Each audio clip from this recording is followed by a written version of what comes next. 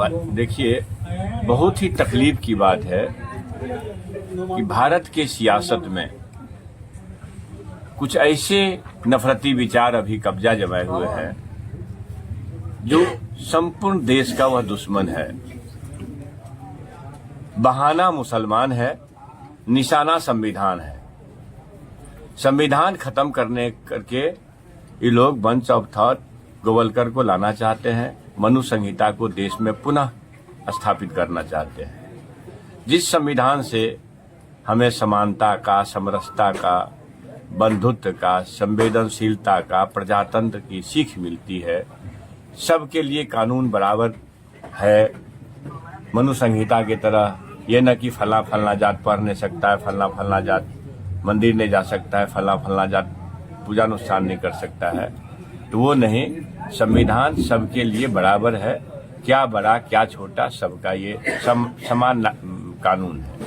समाज को संवेदनशीलता से, लोकशाही ढंग से कैसे चलाना चाहिए उसका सब माने ये जीने का, खाने का, उठने का, बैठने का तरीका है। सर, इतना उबाल क्यों है मुसलमानों में और आप विपक्ष में हैं, आप भी साथ दे रहे हैं, आखिर परेशानी क्या आ रही है सामने, क्या दिक्कत हो सकती है? देखिए, हम उसी को पूरा कर रहे थे कि वक्फ संशोधन कानून चंद उद्योगपतियों के हाथ में जिस ढंग से डिफेंस के जमीनों को अडानी जैसे कंपनी के मालिक को सौंपा गया है, तो किसी बहाने से भारत के जो इस तरह से, चाहे क्रिश्चियन मिशन का हो, इस्लामिक मिशन का हो या सिख समुदाय का हो, इस तरह के संपत्तियों को उद्योगपति मित्रों के हाथ में देने की साजिश है। और मैं फिर कह रहा हूं कि मुसलमान बहाना है, निशाना संविधान है। जिस संविधान से सबको एक तरह का कानून मिला, एक तरह के जीने का हक मिला, वो इसको खत्म करके मनु संहिता को लागू करना चाहते हैं। तो बहाना क्या होगा? तो मुसलमानों के खिलाफ नफरत पैदा करो, हिंदुओं के बीच में गुस्सा दिलाओ, और इस तरह के कई प्रयास साजिश लोग कर रहे हैं।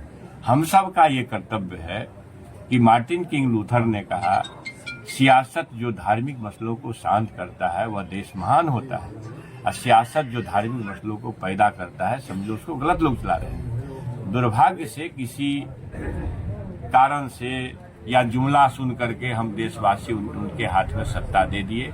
अब सभी देशवासियों को मिलजुल करके ऐसे जुमलेबाजों से जातवाद भी देश का दुश्मन है। तो ये जातवादी लोग कहां कहां तक बात को ले गए हैं। आप अभी देखे, आया था धर्म प्रचार करने सिंहेश्वर में, क्यों आया था? किसी पार्टी का प्रचार करने। जो प्रदीप मिश्रा जी आए थे धर्म प्रचारक बन करके, वहां पर वो कह रहे हैं कि भाई शिव के अवतार हैं, शिव के स्वरूप है अमित शाह जी। अब बताइए, ये समझ लीजिए कि स्पष्ट रूप से आम हिंदुओं को समझना चाहिए, इस तरह के जो भी धार्मिक संगठन के लोग आएंगे उसका इरादा होगा कि हम संघी नफरती पार्टी का प्रचार करके जाए। तो हमको आपके माध्यम से कहना चाहते हैं अपने कोसी वासियों से, मधेपुरा वासियों से, इस तरह के प्रपंच और साजिश के खिलाफ सतर्क रहने की। कल की क्या तैयारी है? कल आप भी साथ चलेंगे? बिल्कुल साथ चलूंगा, और हम लोग शांतिपूर्वक भारत माता की जय, संविधान की जय, नफरतवाद की जय, सामाजिक न्याय, समाजवाद और मोहब्बत की जय करते हुए अपनी बात शासन को सुनाएंगे। और उस को सुनाने में जो भी शक्ति लगेगी, न सिर्फ कल, ये लगातार सुनाने की जरूरत पड़ेगी, तो हम लोग बाज नहीं आएंगे।